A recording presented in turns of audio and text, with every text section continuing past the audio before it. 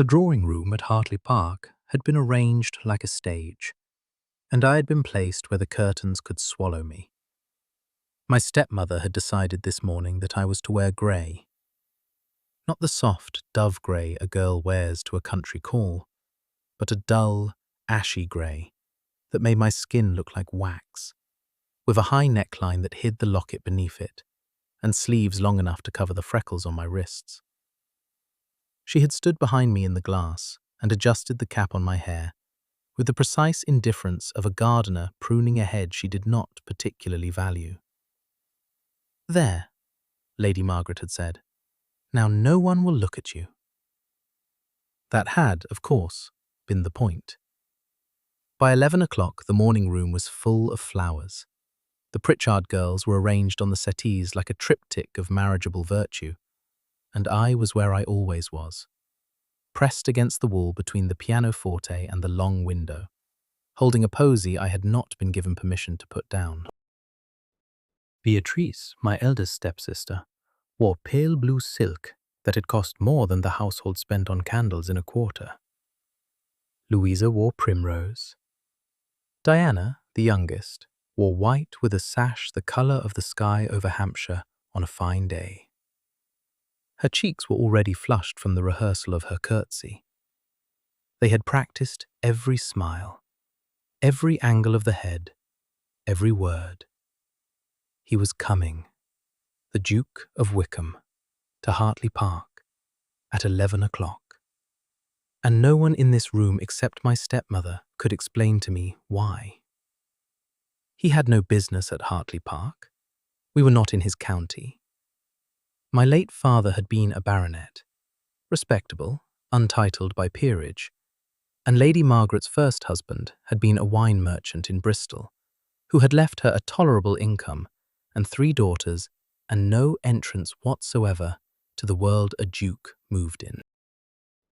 The card on the hall table that announced his call had been the strangest piece of correspondence to come through this house in my lifetime, and I had not been the one to read it. "Caroline," my stepmother's voice cut through the chatter without turning her head. "Stand straighter, and do not speak unless he addresses you directly, which he will not. Beatrice?" "Yes, Mamma." 3 steps forward. Hold your hands as I showed you. Diana, do not bounce." I pressed my back harder against the wall, felt the wood of the wainscoting through the thin grey muslin, and tried to make myself smaller. There was a part of me, there had been for years, that had learned how to disappear inside this house. A muscle, almost, a flex of will.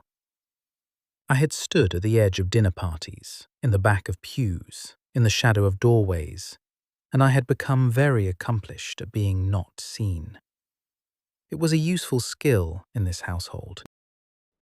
It had once also been a kindness, in another house, 6 years ago, when I had not wanted to startle a man who could not bear loud sounds, and who had been very ill. I did not let myself think about that house.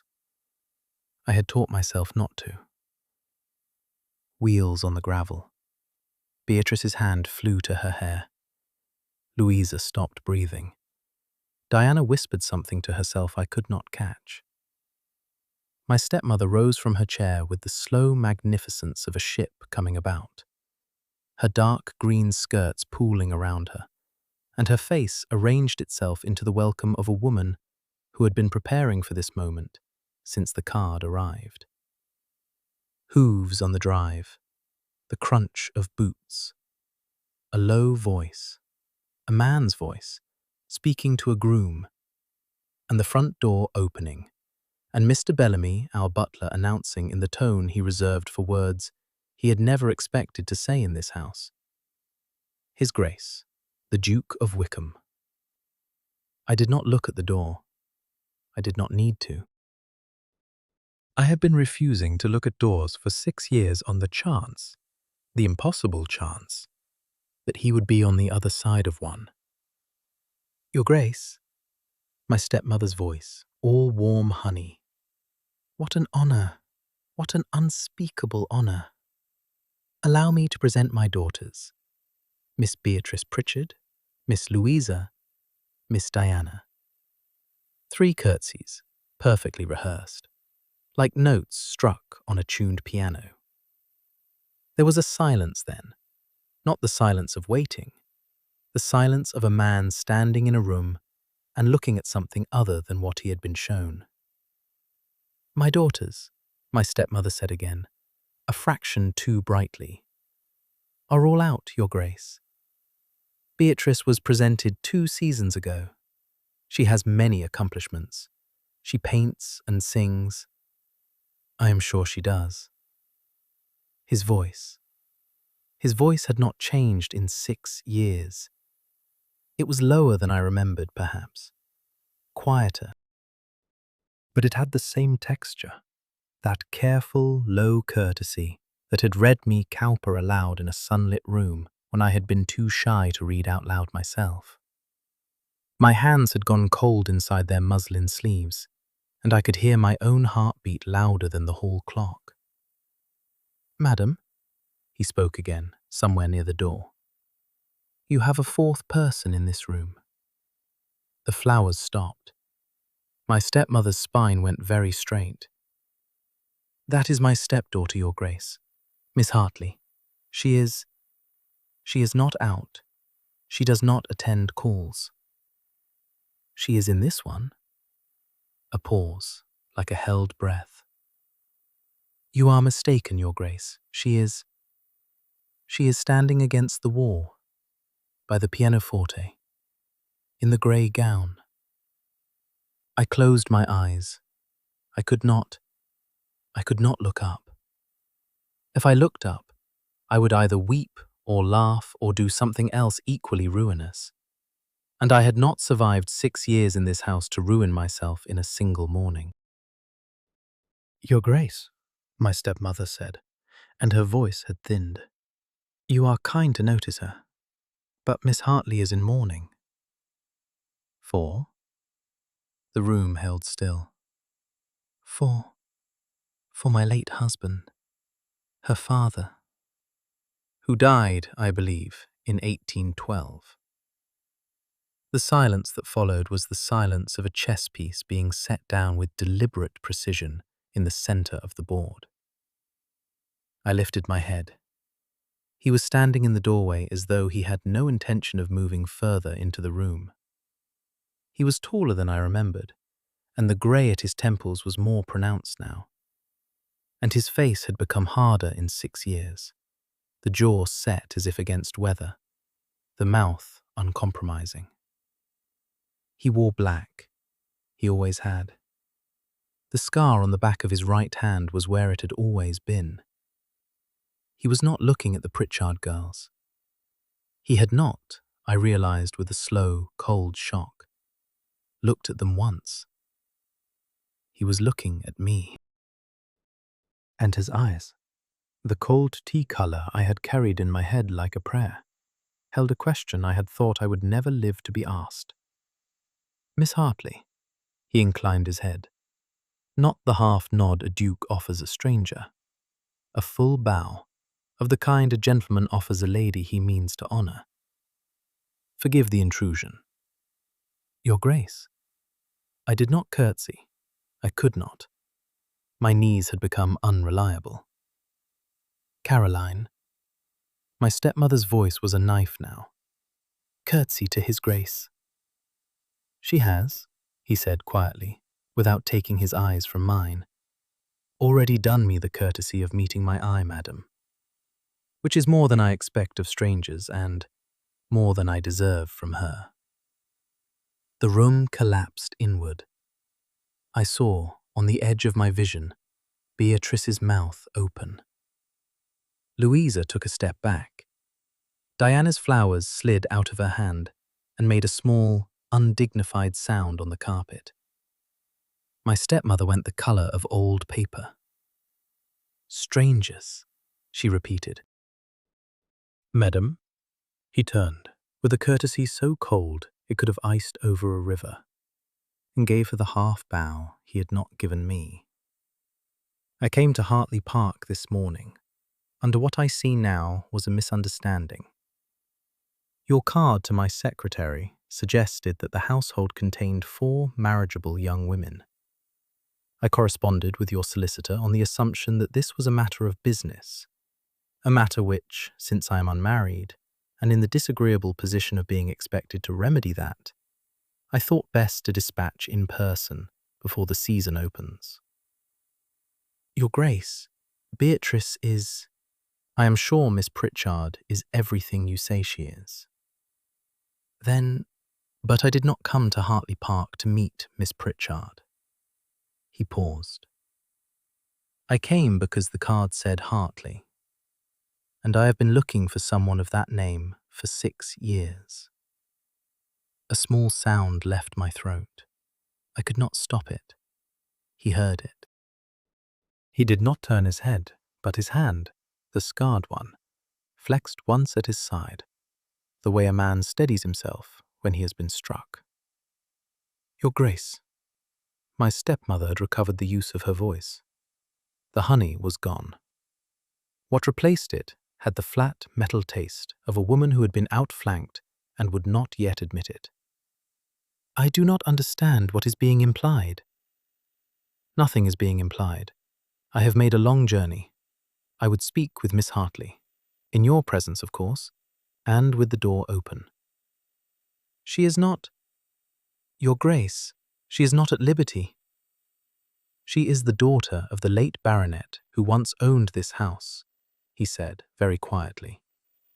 And she is, I believe, of age. Her liberty is not in your gift. He turned then and walked the length of the carpet, past the Pritchard girls, who stood frozen in their rehearsed places, past Beatrice in her pale blue silk and her unspent curtsy, past the flowers no one had touched, and stopped 3 feet in front of me. He did not extend his hand. He looked, for the first time in 6 years, into my face. Miss Hartley, he said, will you walk with me in the long gallery? I could not answer. I could not. Yes, I said. Yes, Your Grace. He turned, and I followed him out of the drawing-room, as if I were following a man I had never met, while behind us, a room full of rehearsed daughters and one unrehearsed mother stared after us with the stillness of figures painted into a wall. The long gallery at Hartley Park ran the length of the south front, lined with portraits of my father's family, and one window at the far end that looked out over the avenue. Mr. Bellamy positioned himself with the careful blank face of a man who had served my father for 30 years and remembered me as a child, at the door we had come through. The door at the far end he left open. He bowed. He did not look up. But as he straightened, I saw, and I would carry this, that his eyes had softened. The Duke stopped beneath the portrait of my father. 6 years, he said without turning. Your Grace. I went back to Kent the August after I left. I rode through 3 counties. The housekeeper at Marston told me you had been sent home, and that I had not the right to ask where home was, and that your godfather was abroad. He was abroad until the autumn of 1812.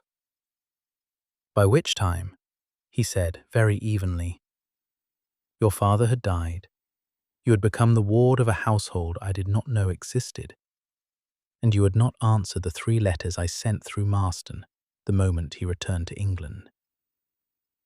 I felt my breath catch. I did not receive 3 letters. He turned at that. The cold tea eyes were not cold. They were the steadiest things I had ever seen, and the hardest, and the most weary. And behind them was a question I could see him refusing to ask aloud, in case I was not the woman to answer it. How many, he said, did you receive? None. The silence between us tightened. "I wrote to Lord Marston myself," I said, and my voice sounded thin to my own ear. "In the autumn of 1813, to tell him my father was dead. Twice. Then a third time asking why he did not write to me. I had no answer. He has written to you every quarter for 6 years. He has not. He has, Miss Hartley." The locket beneath my dress felt suddenly very heavy. I put my hand to my throat, through the muslin, and pressed the small, hard shape of it against my collarbone, and tried to remember how to breathe like a person. "Then," I said, "someone in this house—" "Yes, has been taking them. I came to find out," he said, "what had become of you. The card from your stepmother to my secretary requested a call in connection with the marriage market. I accepted in order to come through this door. I had been told you would be presented." He paused. "I had been told you were Miss Hartley, the eldest of 4. I had been told you would be wearing— what was it? Primrose." The corner of his mouth moved very slightly, and it was not a smile. "They put primrose on Louisa," I said. "Yes." "And they put me in grey." "Yes." "And they stood me against the wall." "Miss Hartley," his voice dropped. "I would have known you in a coal cellar." I could not look at him. I looked at the carpet. I looked at the cold light coming through the long window. I looked at my own hands, which had begun to shake. He did not touch me. He did not. And this was the thing that broke me, somehow, more than if he had. He did not close the distance. He stayed where the open door allowed him to stay, and he kept his hands behind his back. And he gave me, in a house where I had been given nothing for 6 years, the dignity of standing on my own feet at this moment. Caroline. The first name. The first time he had ever said it. It landed like a blow I had been bracing for all my life. "You owe me nothing," he said. "I have come here under false pretenses, and I have, by walking past your stepsisters, ruined 3 reputations in a quarter of an hour. I will pay for that. That is mine to manage. But I will not leave Hartley Park without knowing whether I have spent 6 years writing letters to a woman who never wished to read them, or whether I have been kept from her by a household with reasons of its own. If the first, say it, and I will go. If the second, I will not go." I looked up. "The second," I said. The breath went out of him as if a hand had been pressing on his chest. "Then," he said, "I will not go." We were not, of course, allowed to be alone any longer. He understood that before I did. He stepped back to the door, raised his voice into a register that the rest of the house could hear, and informed Mr. Bellamy that he would be staying to dinner, that he would require a room at the inn in the village for tonight, and that he would be calling tomorrow at noon with his solicitor. The word solicitor travelled through the house like a struck bell. When we returned to the drawing room, the Pritchard girls had been rearranged. Beatrice had been moved to the piano and was playing something none of us could hear over the silence. Louisa was reading a book upside down. Diana had been removed from the room entirely. My stepmother stood at the fire as if she had been carved from it. "Lady Hartley." The Duke gave her the bow of a man departing. "I shall return tomorrow. There are matters of correspondence I should like discussed." "Of correspondence, Your Grace?" "Specifically, the disposition of letters between Miss Hartley and her godfather, the Earl of Marston, over the past 6 years." I take a particular interest in the post. I watch the colour leave my stepmother's face. Until tomorrow, madam. He turned. Miss Hartley, good day. Good day, Your Grace. He left. The wheels of his carriage had not yet faded on the gravel when my stepmother turned to me with a face I had never seen before, and I had seen many of her faces, and said, in the soft, ruined voice of a woman watching her plans fall away in pieces, "What have you done?" I had done nothing. I told her so. I told her I had not known he was coming. I told her I had not known where he had been. I told her, and this was true, that until 20 minutes ago I had believed I would never see him again as long as I lived. She slapped me. It was not the first time. It would, I understood with a small, clear certainty as my cheek caught fire, be the last. "You little serpent," she said. "You little wallflower thing. You have been hiding him." "I have not." "You have. For 6 years you have been hiding him. Letters, was it? Letters." "I did not know about the letters."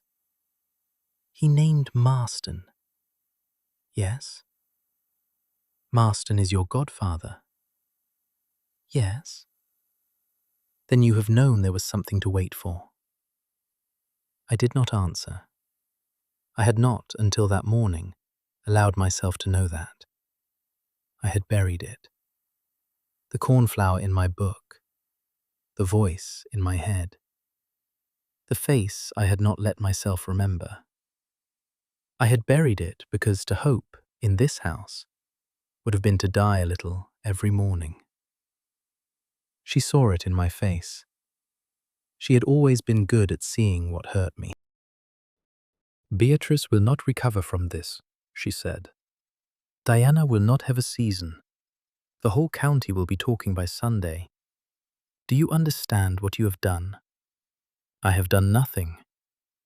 "You will not see him tomorrow. He has invited himself." "I will refuse him the door." "You may try." She stared at me. For a moment, in her face, I saw a woman I had never quite admitted I was related to. Not my stepmother, but another woman, colder, harder, older, looking out from her eyes. "There is a great deal," she said, "you do not understand about this house, Caroline." "I am sure." "Your father's cousin is the heir, Henry Pritchard. My father's distant cousin. My nephew, by my first marriage." I felt something inside me settle. "Then," I said, "that is why." "That is why what?" "That is why you have spent 6 years keeping me from anyone who might want me. You are not so unwanted as you think, evidently." "I see that," I said. "Now." I went up to my room. The room was at the back of the house, above the kitchens, and it had been my nursery, and then my schoolroom, and then, after my father died, what I had been allowed to keep of a home. I locked the door. I sat on the bed. I took the locket out from under the muslin and opened it. There was nothing inside but a single dried cornflower, pressed and held flat by the gilt frame. The cornflower had been blue once. It had gone grey. I had picked it in the lane outside Marston in August of 1810. I had pressed it inside a book of Cowper's poems that I had then loaned, with the casual carelessness of a 16-year-old who did not know what a loan could mean, to a quiet, ill, dark-haired guest of my godfather's, who had been recovering from what they called, in murmured fragments around the house, the duel. He had given the book back the day before I was sent home. He had not taken the flower out of it. I had not understood, in 1810, that he had kept it. I understood now. I sat on my bed with the locket in my hands until it grew dark, and I did not weep. I had not earned, yet, the right to weep. There was too much work still to do. He came at noon. He came with his solicitor, a slight, grey man named Mr. Quill, who carried a leather case full of papers and who, on being shown into the morning room, took one look at my stepmother and arranged his face into the polite emptiness of a man who has seen this scene before in other houses. He also came, and this nearly broke me, with my godfather.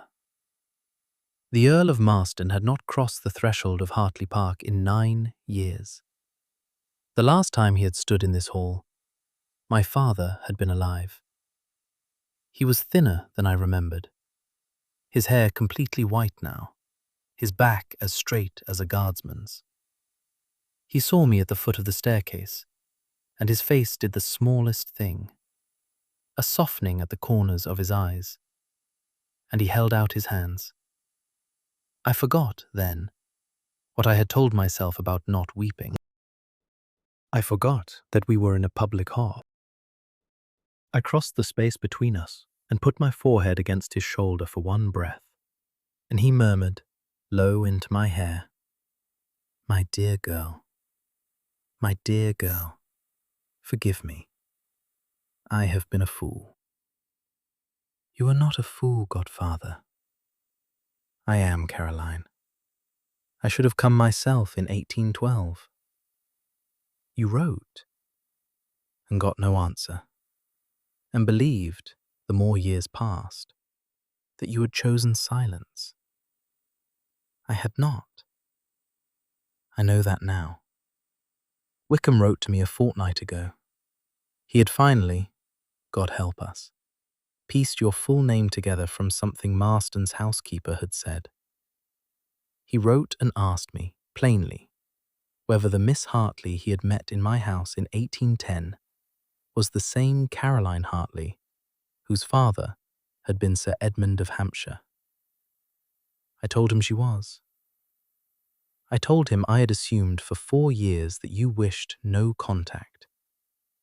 He wrote back that night and informed me he intended to come to Hartley Park within the week and ask you, in person, while you had stopped writing. I told him I would come with him. Marston paused. "Caroline, have you been receiving none of my letters?" "None." He closed his eyes. "I shall," he said, very quietly. "Speak to your stepmother now." It was not, properly, an interview. It was an interrogation, conducted at the long table in the morning room, with the late February light falling on Mr. Quill's papers. And it was not directed at me. I sat in the corner by the window, in a green gown my godfather had been thoughtful enough to bring with him in a portmanteau from London. It had been waiting for me with my Aunt Sophia for 6 years, he said, in case I ever asked. And I watched my stepmother dismantled with the surgical patience of 3 men who had been lawyers, soldiers, or both. Mr. Quill produced the letters. He produced 11 of them. They had been intercepted at the village post over the course of 2 years by a postmistress called Mrs. Henning, who had been Lady Margaret's lady's maid before her remarriage, and who had, Mr. Quill said, in a tone of polite regret that did not extend to his eyes, been very willing to surrender them to his Grace's man that very morning, before his Grace had set foot in the drive at Hartley Park, in exchange for a written assurance that she would not be prosecuted for the theft of His Majesty's mail. The letters had been opened. Some had been read. Several had been resealed and returned, marked, "Not at this address." Several had simply been kept. They were addressed to Miss Caroline Hartley, Hartley Park, Hampshire, in my godfather's hand. They were dated quarterly from the autumn of 1812 to the winter of 1815. My stepmother had stopped speaking some minutes earlier. "Madam," the Duke's voice. He had not raised it once. "Your nephew, Mr. Henry Pritchard, is the heir to this estate." "He is." "You correspond with him?" "You do, madam. Mr. Quill has the correspondence. We are not at the part of this conversation where you may decide what is true. Mr. Pritchard has been promised, by you, that Miss Hartley will be kept unmarried until the estate falls into his hands.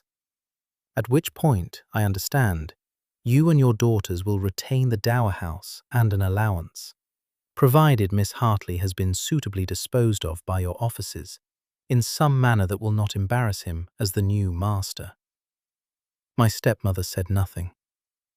"Disposed of how, madam?" "Your Grace." "How?" A long silence. "There is a clergyman," she said at last, in a voice I had never heard her use, "in Yorkshire, a widower, with 6 children.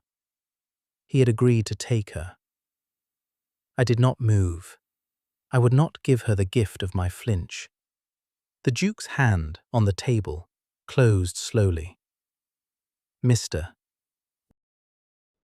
Quill cleared his throat then and produced a second portfolio, thinner than the first, bound in dark green ribbon.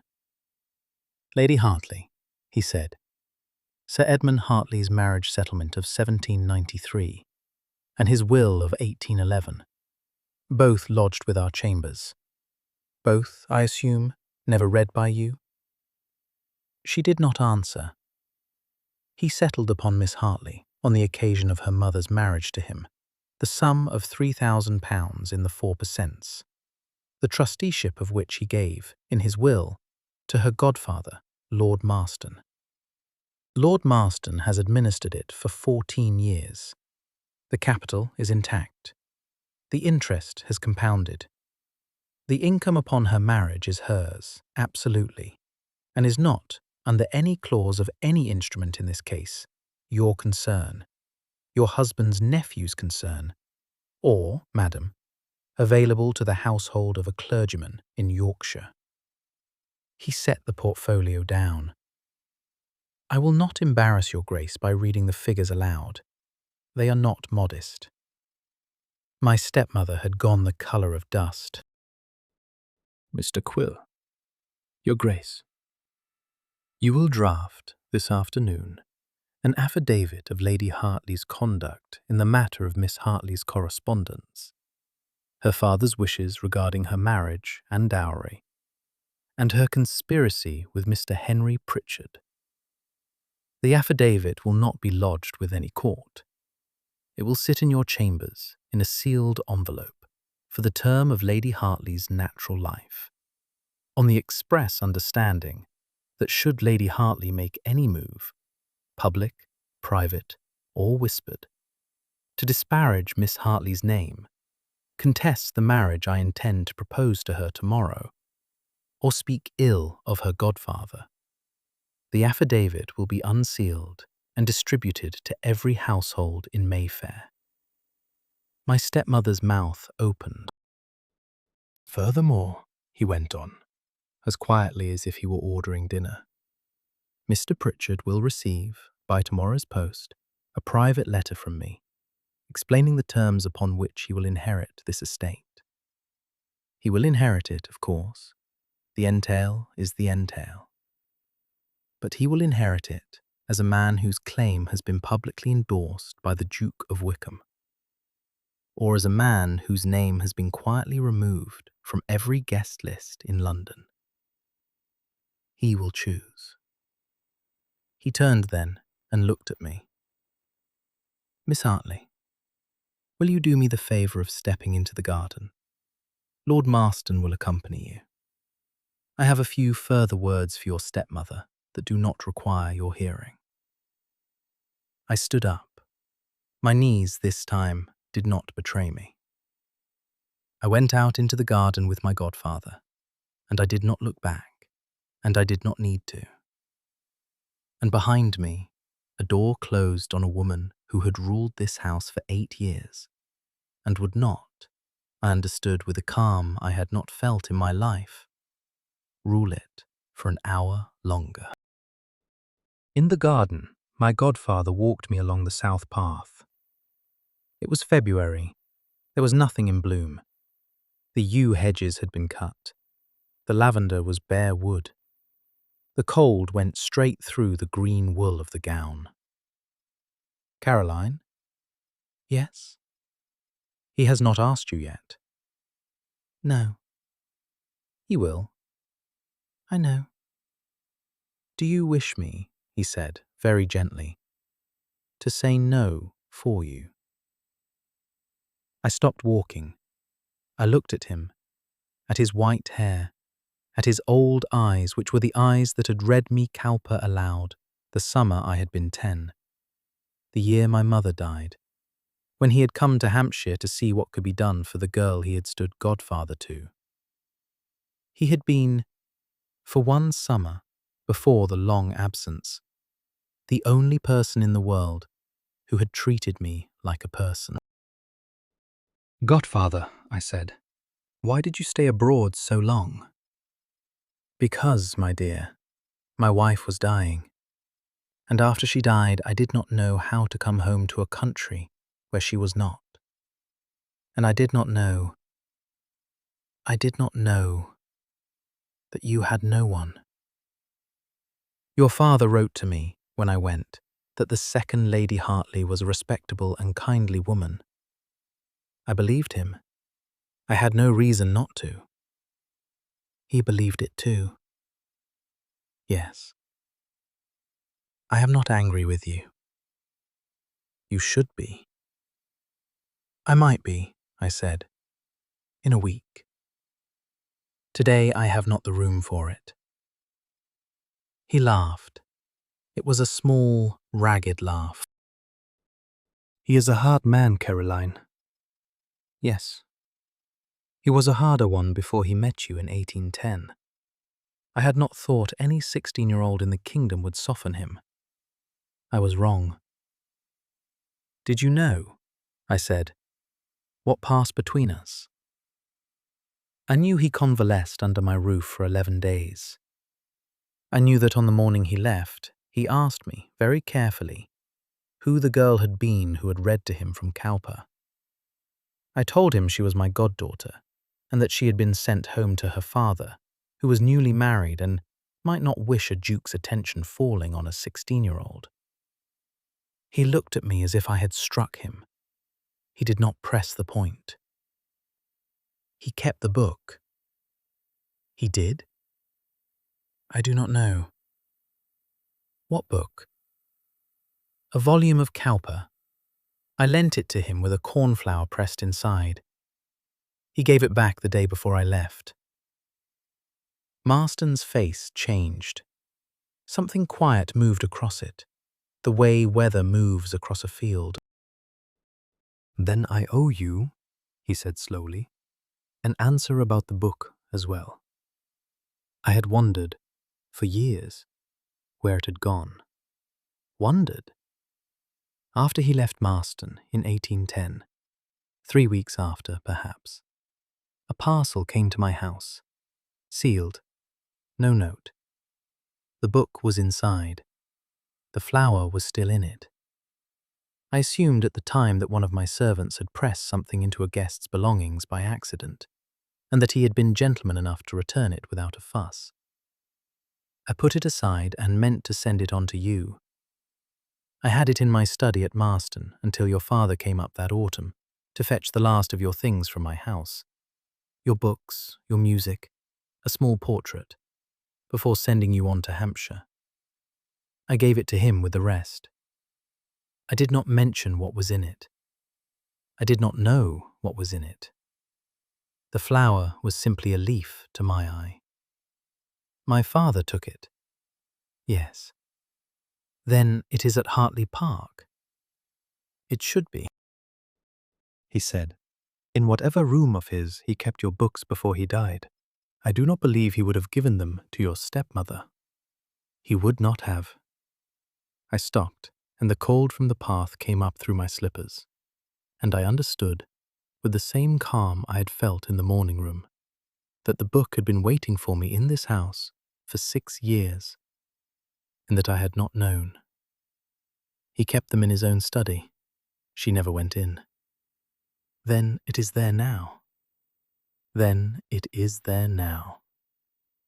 I told him about the locket then, about the second cornflower I had picked the same afternoon, the one I had kept for myself, the one I had carried under grey muslin every day for 6 years. He listened with his head bent. When I had finished, he set his hand on my arm, and we walked back toward the house in silence. And I thought, with the small, terrible clarity of a woman who has just learned that her father had quietly preserved a thing for her without knowing what it was, that I had not been as alone in this house as I had told myself. He proposed to me in the long gallery. It was, I thought afterwards, the only place in the house that had not been my stepmother's. The portraits were my father's. The window was the window I had stood under as a child, watching the lane for visitors who never came. The carpet had a stain at the far end from a bottle of ink I had spilled at 12. He stood under my father's portrait and waited until I came to him. And when I had come within 3 feet of him, no closer, he spoke. Caroline. Adrian. It was the first time I had said his name aloud. I had whispered it in the dark once, 6 years ago, to find out what it felt like.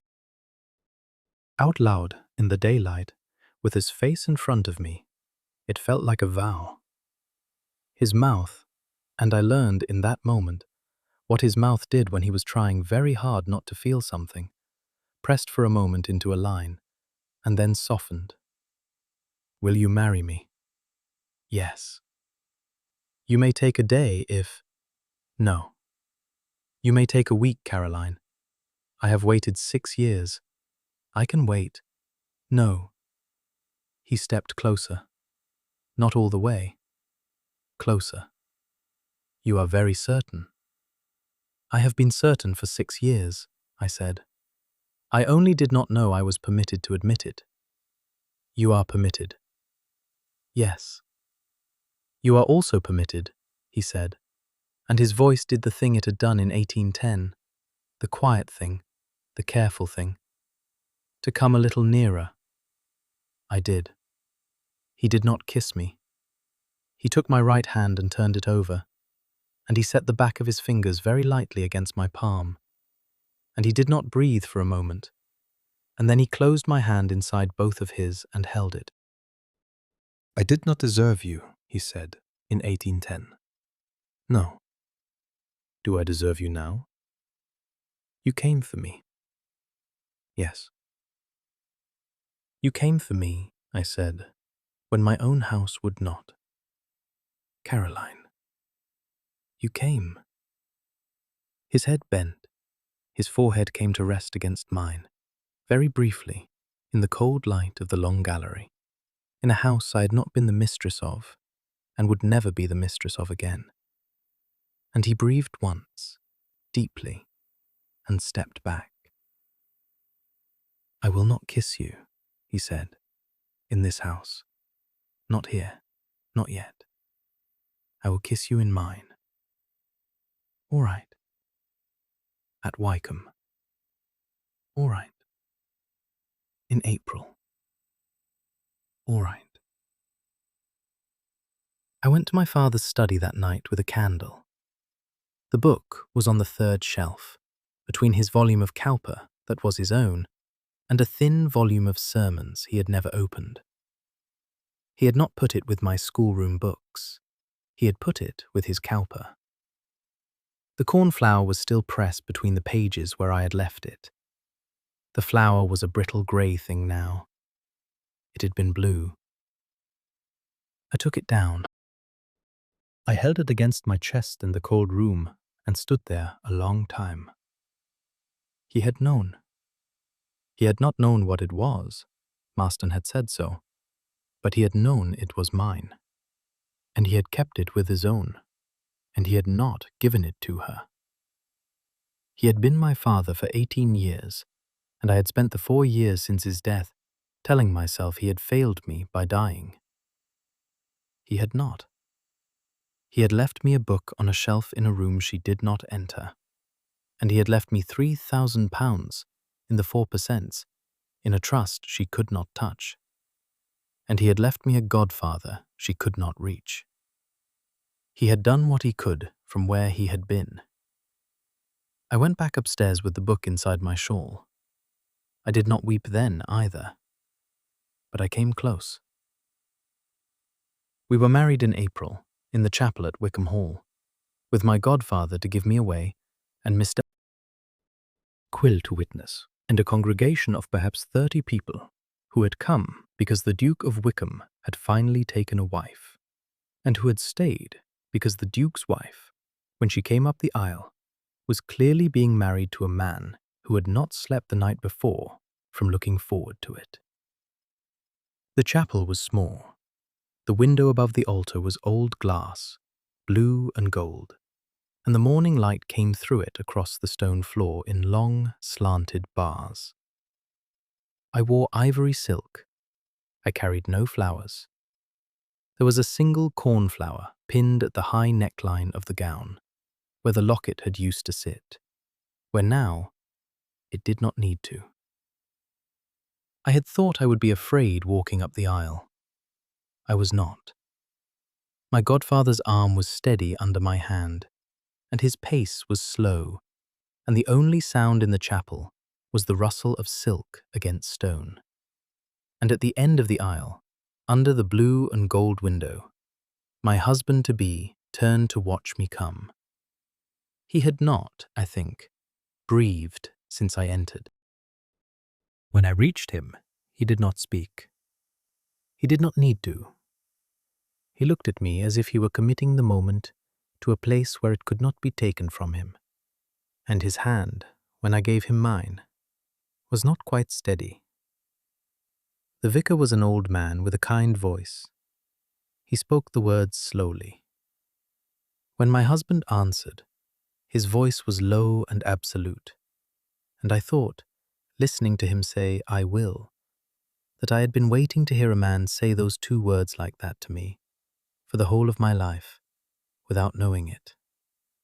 When my turn came, I said them as I had said yes to him in the gallery, without hesitation, without flourish, and his hand closed around mine, the way a man closes his hand around something he has been carrying a long time and means to keep. The ring was his mother's. He set it on my finger with the same care he had used, in the long gallery in February, to hold my hand without quite touching me. When the vicar said it was done, my husband bent his head and kissed me on the forehead. Not the mouth, not yet, not in front of 30 people in a chapel. And his lips were warm, and his breath went out of him, as if a door had finally opened. Beatrice was not there. Louisa was not there. Diana was not there. My stepmother was not there. She had retreated at the end of February to a small house outside Bath that her late first husband's family had let her have. The Pritchard girls had gone with her. Henry Pritchard had taken possession of Hartley Park in March, with the meek, frightened correctness of a man who had received a letter from the Duke of Wycombe and had no intention of opening himself to a second one. He kissed me first in the library at Wycombe, on the evening we were married, after the guests had gone. He kissed me because we had stood by a long window looking out at the avenue, and I had said something, I do not now remember what, that had made him laugh, and his laugh had been the laugh I remembered from 1810, the laugh of a man who had stopped expecting to laugh and had been surprised into it. And I had turned to look at him because I had wanted to remember exactly what his face did, and his face had done what I remembered. And then he had set his glass down on the table and he had crossed the 3 feet between us, as if he had been waiting 6 years to cross them. And he had said, "Caroline." And I had said, "Yes." And he had kissed me. It was not a careful kiss. It was the kiss of a man who had run out of patience with restraint, and had at last been permitted, in his own house, on his own evening, with his own wife, to set restraint down. His hand came up behind my head, gently, because he was always gentle. But his mouth was not gentle. It was hungry and grateful, and very near to undone. And I felt at last what every rule we had not broken had been holding back. I held his face in both my hands. I felt the rasp of his jaw under my palms. I learned, in the space of half a minute, the shape of him. When he pulled back, his eyes were not cold tea any more. They were warm. They were warm the way a hearth is warm. "There," he said. "Yes. I have been wanting to do that, Caroline, I know. For a very long time. I know. And I should like," he said, his thumb moving along the line of my jaw, "to do it again, in approximately 10 seconds. All right?" A year later, in the spring of 1817, I stood at the long window in the morning room at Wycombe, with a cup of tea in my hand, and watched the avenue. The avenue was empty. It was raining. The grass had gone the bright, impossible green it goes in April, after a wet March. My husband was somewhere on the estate with his steward. My godfather was due to arrive on Thursday and stay through Easter. My old room at Hartley Park, I had heard, through Mr. Quill, who kept an eye on the correspondence, had been turned into a small library by Henry Pritchard, who had married last autumn and was making, by all accounts, a creditable job of being a country gentleman, which surprised everyone who had known him as a younger man, and pleased my godfather considerably. I had heard from Beatrice once, a short letter in the autumn, asking whether I might be in a position to receive her in London for the season. She had been the eldest. She had been put forward. She had stood 3 steps further into the room than I had on the morning the Duke walked in. I had written back that I would receive her for 1 week in May. I had meant it. She would arrive at Wycombe House in Grosvenor Square on the 2nd of May. She would, I suspected, find me a less easily managed sister than she had calculated on. She would also find that my husband, for reasons I had at first not understood and now did, would extend to her, on his own initiative, every courtesy she had been brought up to expect, and would treat her precisely as he treated every other woman of her station who had not personally injured me. It had taken me some months to learn this about him. He did not punish where he did not need to. He had spent his cruelty, all of it, in the morning room at Hartley Park, on the woman who had needed it. He had nothing left to spend on 3 frightened girls who had been arranged on a settee like flowers and told to smile. I heard the door behind me open. "You will catch a chill at that window," my husband said. "I shall not." "You shall. Come away." "In a moment." He came up behind me. He set his hands on my shoulders. He looked, with me, out at the wet avenue. "What are you thinking, Caroline?" "That I am very glad," I said, "that you walked past the settee." "I never saw the settee." "You did. You saw 3 girls in pretty dresses arranged on it." "I saw," he said, "a room. And I looked for you." "I was against the wall." "I know." "In grey." "I know." "Trying not to be seen." He turned me around then. He set his forehead against mine, as he had in February of last year, in the long gallery at Hartley Park. With the same careful gentleness, in this house that was now also my house, with the rain on the windows. They had rehearsed every smile, he said, every curtsy. And you chose the one who hadn't. No, Caroline. He drew back, just enough to look at me. I chose the one I had already chosen. I only had to find her. The cornflowers, the two of them, were upstairs in a small silver box on the writing desk. The book was on the shelf in his library, which was now also mine. The locket was at my throat. The rain was steady on the gravel. He kissed me, in the morning room at Wycombe, in the broad daylight of an April afternoon in 1817. The way a man kisses a woman he is not going to spend any more years